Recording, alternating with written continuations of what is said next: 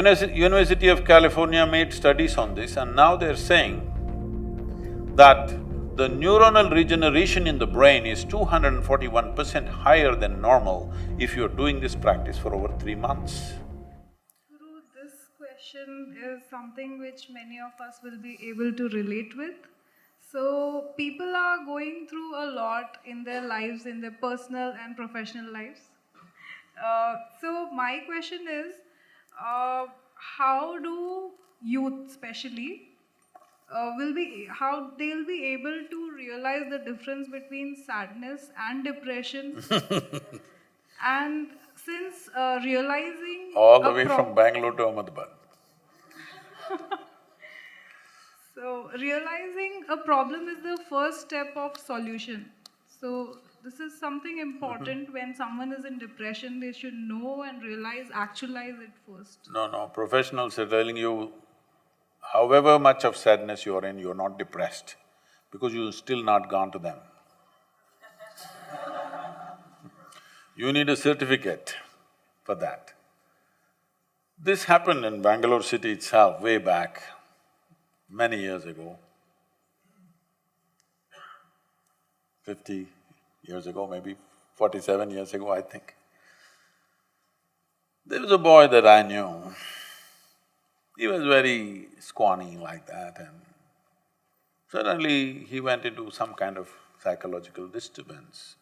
He lost his school, started yelling and shouting on the streets.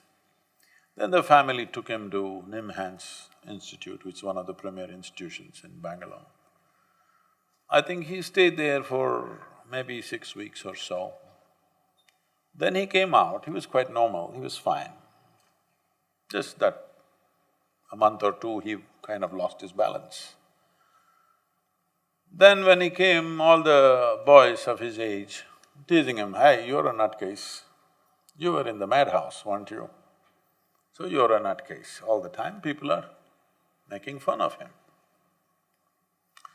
So one day he got fed up with this, and he pulled out a paper from his pocket and showed, "See, I have a certificate, I'm normal. Do you have one?"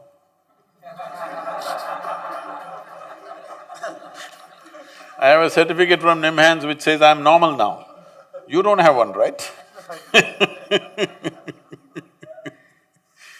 So, we must understand this, whether it's physical health or mental health, a large part of it is in our hands, a large part of it. Well, things like cardiac ailments, the variety of other things, people thought it's just God-given. Today, doctors are telling you, you don't have to come here, you just eat properly, get up in the morning and do some exercise or yoga or play a game or take a walk or do some damn thing. Don't just sit around. Yes? If you just move around, your ailment may go, that's what they're telling you.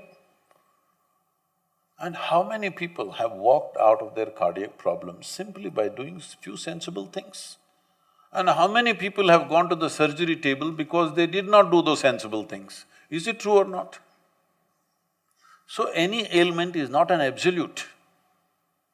Yes, there are certain intrinsic aspects within us which may tend to push us in that direction. Maybe, congenitally, your genetics are such, maybe you are moving towards a cardiac problem, but you can also move away, hold yourself away from it. To a large extent, there are some things which are beyond us, that's different. But a whole lot of it is in our hands. Now, without taking what is in our hands into our hands, we are looking up or looking at the doctor all the time. Some are looking up, some are looking at the doctor. Those who look up will go there, those who look here will go here. United States of America, the most affluent country on the planet. See, why does an individual human being or a society look for affluence? At the initial stage, affluence simply means a choice of nourishment. That's what it means, I can eat what I want.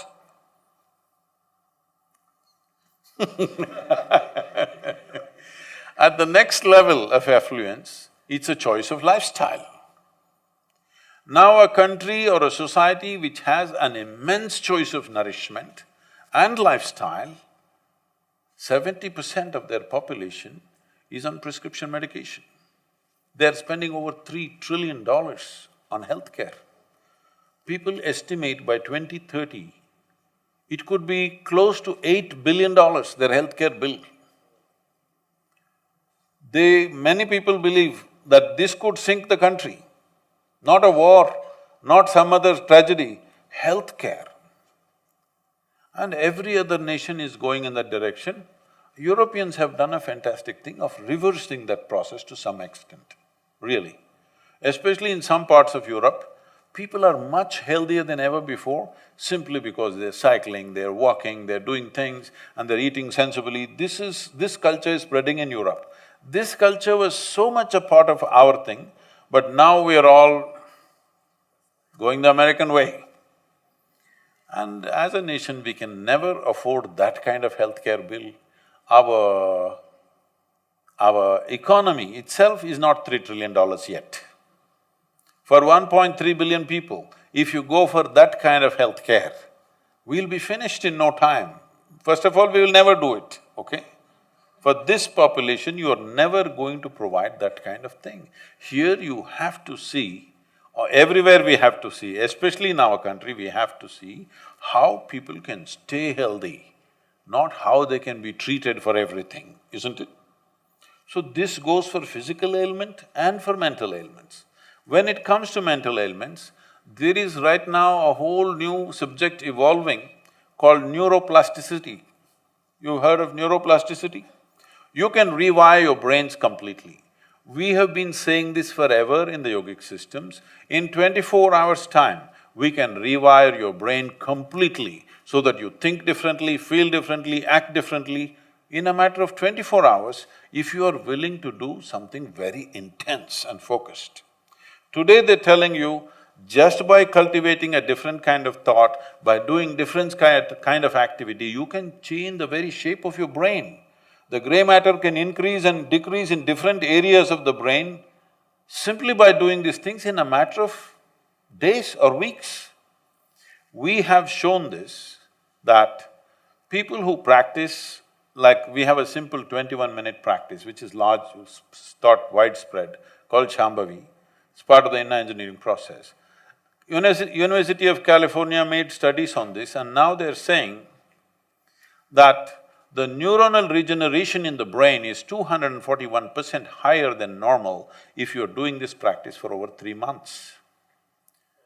Everybody could do with little more intelligence, isn't it? Because over 30 years of age, generally there is depletion of neuronal production. What is being depleted and what is being replaced is not equal. But now what is being replaced is higher than the depletion that's happening. So age need not take away your intelligence. When age happens, most people are managing by experience, not by intelligence. Youth below 18 years of age are far more intelligent naturally. Their problem is they don't have experience and information. Over 30 years of age, their intelligence is depleting normally, but they are managing with experience and exposure and stuff like that. But now there is proper studies showing that over 35–40 years of age, you can increase the neuronal regeneration in your brain. So when all this is there, when substantial science is saying this, some people going on saying, no, depression is not by choice, it is an absolute thing, once it happens, you have to come to me. I can understand the business concerns of that. But please, every human being should take absolute responsibility for their physical and mental health from an early age. It's very, very important. Otherwise, I'm telling you, life can throw googlies at you in such a way, just about any so-called normal person can be shattered. Things will happen. So now what will you do? When you fear that you may be shattered like this, what will you do? You will curtail your life.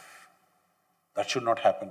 This is why I said, only when fear of suffering is totally taken away from you, when you are absolutely clear, my experience of life is determined by me and nobody else but me, then you will walk full stride. This must happen. Human beings must walk full stride. They should not be walking half steps. But with the fear of depression, sadness, misery, we will all end up walking half steps, isn't it? If you feel little depressed, what's the first thing you do? You curtail your life, isn't it? Isn't it the first thing you do? Don't curtail your life. This life must happen full on. It's a brief amount of time. In this time, there's no need to curtail. This must happen full on.